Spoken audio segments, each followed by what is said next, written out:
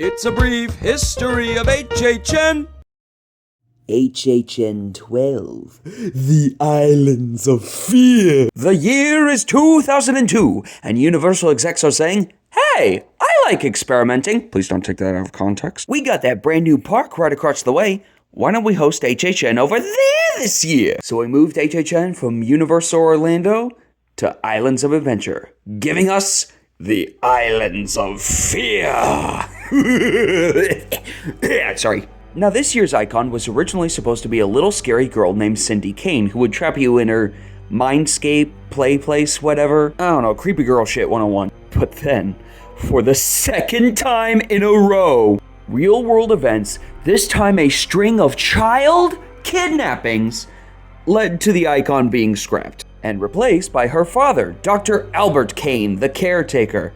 He's an evil, scary mortician that talks in rhymes sometimes. And is a cannibal, I think. I don't know.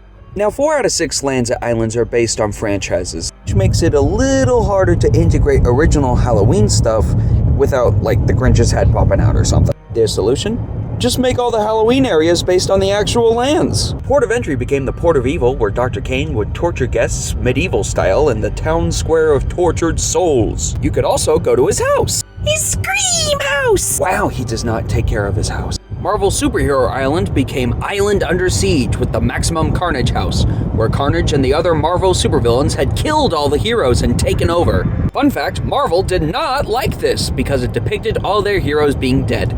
Even though 3 years later they would do Marvel Zombies, but you know, whatever. Toon Lagoon became the realm of the Treeks and Foons, starring these guys. Wow, that's terrifying. This area also housed the sequel to Scary Tales from last year, and Bill and Ted even took up space in the amphitheater. You know, the Toon Lagoon amphitheater, the big thing that you walk by when you walk through Marvel and you're like, hey, what's that? Why is nothing ever there? And it's got all those carny games next to it and it all looks so tacky and I'm going off on a tangent, I'm sorry. The Jurassic Park area became JP Extinction with the Project Evolution House, where they were doing evil science experiments combining dinosaurs and man! Fun fact, for legal reasons, they couldn't put in the Jurassic Park name, so they just said JP. Isn't that weird? This area also housed the Fear Factor House, because it's Fear Factor, and Universal owns it because NBC, and it has to do with fears, so yeah, sure, why not? And the Lost Continent. Oh, the Lost Continent. Rest in peace, girl.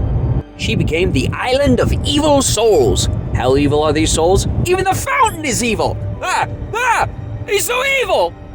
This area also housed Studio 666, which was like a rave! But with demons. And Seuss Landing became Booville, a kid-friendly area because we're catering to kids now. I mean, we can't really make a Boo bloody, otherwise we incur the wrath of Audrey Geisel. That was HHN 12, you know?